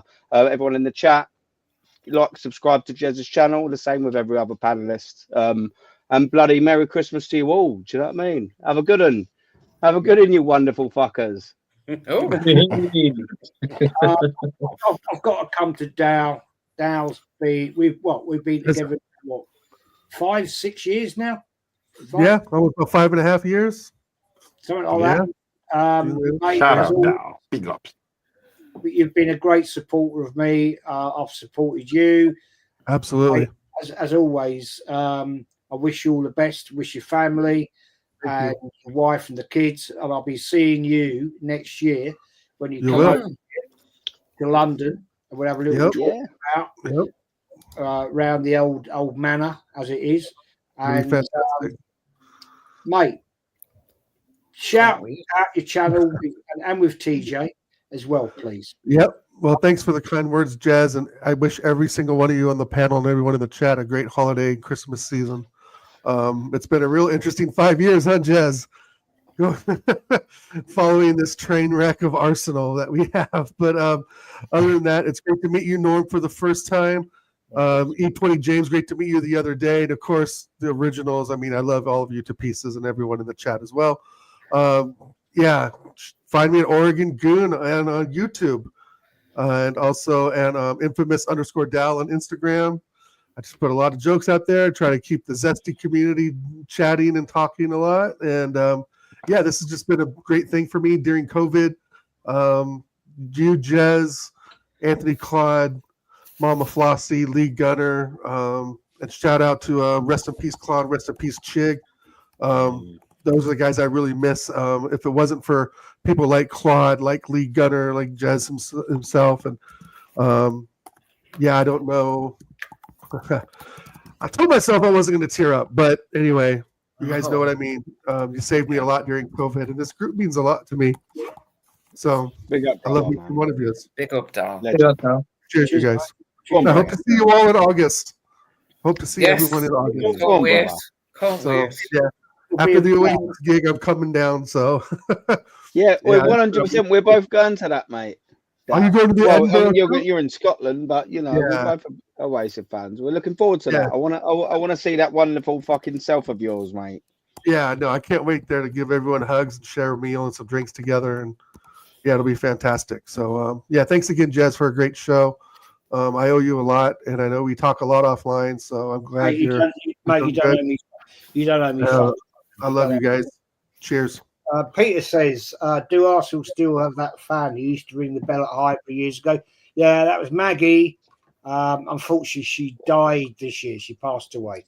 But yeah, Maggie, she was an absolute legend. Absolute legend. Sat in the North Bank. She was a true one. Absolute true one. Big up to Top Rockers FC till I die. Merry Xmas, everyone. Hope everyone has a blast. Big up to you, my friend. Big up to you. And big up to the long-haired Yeti as well. We've had a great year. Yeti. And Yeti, a great laugh. big up. Great debates. DJ Crane, great show, you guys. I've been busy, but I've been listening. Big up to you. Have a great Christmas, my friend. Anyway, we're out of it, people. Thank you, everybody that's been here tonight. Thank you, everybody in the chat. I hope everybody has a great Christmas. And I will be back, I think, on Friday after the Ipswich game, which is Friday, 27th. Yeah. I wish you all very well. I hope your families are well. You have a great day, great Christmas. And basically, everybody, I'll do the outro if I can find it. It's all changed here on Bloody Street. And I'll catch you very soon. Big up, Darren. Take care. Mama, Tony, Normsky, Anthony, James, Tony Claude, Aaron. Yeah. I've got nothing to wear. Why you got your shirts going the wrong way? Anyway, but there we go. People, take care. Have a great Christmas. The O2 has been pulled off. Merry Christmas. Take care. Thanks for everything. Right. Cheers, bye. Take care. Bye.